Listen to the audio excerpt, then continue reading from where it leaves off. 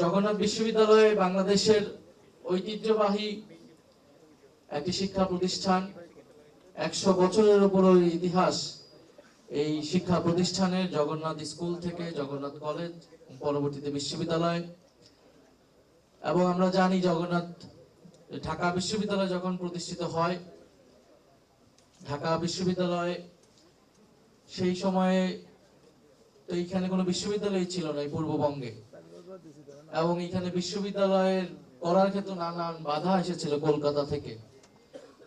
ফলে এই পূর্ববঙ্গের যারা কৃষক, মুসলমান, নিম্নবিত্ত হিন্দু, নিম্নবর্গের হিন্দু, এই অঞ্চলের গরিব মানুষের জন্য তাদের অর্থনৈতিক, রাজনৈতিক, সাংস্কৃতিক নেতৃত্ব বিকাশের জন্য একটা বিশ্ববিদ্যালয়ের প্রয়োজন ছিল। সেই জায়গা থেকে ঢাকা বিশ্ববিদ্যালয় প্রতিষ্ঠা হয়।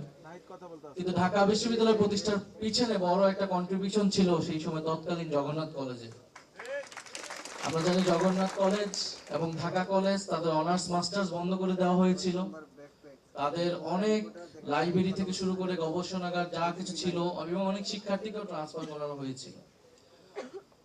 এটা আমি এই কারণে বললাম যে ঢাকা বিশ্ববিদ্যালয়ে বাংলাদেশের ইতিহাসে একটা বড় ঘটনা এবং একটা ভূমিকা রাখছে, এবং ঢাকা বিশ্ববিদ্যালয় সেটা ব্যাকও পাইছে, বা ঢাকা বিশ্ববিদ্যালয়কে সেই সম্মান মর্যাদা ইতিহাসে বিভিন্ন সময় তারা পাইছে। কিন্তু জগন্নাথ বিশ্ববিদ্যালয়ের কাছে এই জাতি আমি মনে করি ঋণী, তৎকালীন জগন্নাথ কলেজের কাছে ঋণী। তারা যে কন্ট্রিবিউশন করছে তারা কিন্তু সেটা এখনো ব্যাক পায় নাই।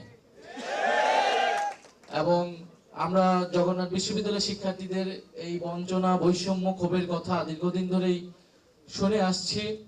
অন্তর্বর্তী সরকারের সময়ও আপনারা বিভিন্ন ইস্যুতে আপনাদের হলের দাবিতে, আপনাদের দ্বিতীয় ক্যাম্পাসে চালু করার দাবিতে, আপনাদের বাজেট বৃদ্ধির দাবিতে, আপনারা সম্পূরক বৃত্তির দাবিতে, অনেক দাবিতে সবচেয়ে বেশি সক্রিয় ছিল জগন্নাথ বিশ্ববিদ্যালয়। কারণ দীর্ঘদিনের ক্ষোভ, বৈষম্য ছিল জগন্নাথ বিশ্ববিদ্যালয়। আমাদের জায়গা থেকে আমরা যখন সরকারে ছিলাম বা সরকারের বাইরে ছিলাম, সর্বাত্মকভাবে চেষ্টা করেছি। আমি কয়েকবারই বিশ্ববিদ্যালয়ের শিক্ষার্থী, প্রতিনিধি এবং শিক্ষক যারা ওই সময় ভিসি ছিলেন তাদের সাথে বসেছি, চেষ্টা করেছিলাম। হয়তো কিছুটা সফল হয়েছি, অনেকখানি হতে পারি নাই।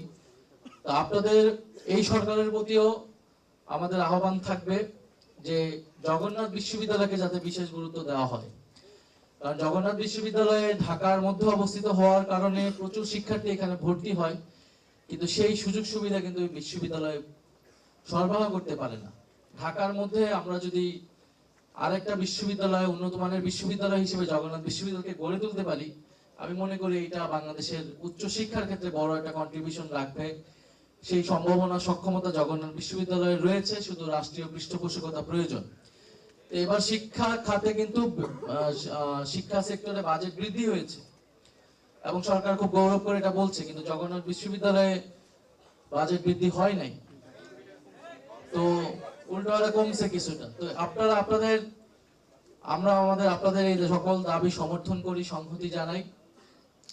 এবং যারা বর্তমানে আছেন দায়িত্বে এবং যে সকল ছাত্র সংগঠন আছেন, আমরা আশা করব যে জগন্নাথ বিশ্ববিদ্যালয়ের স্বার্থের প্রশ্নে সকলে ঐক্যবদ্ধ থাকবেন।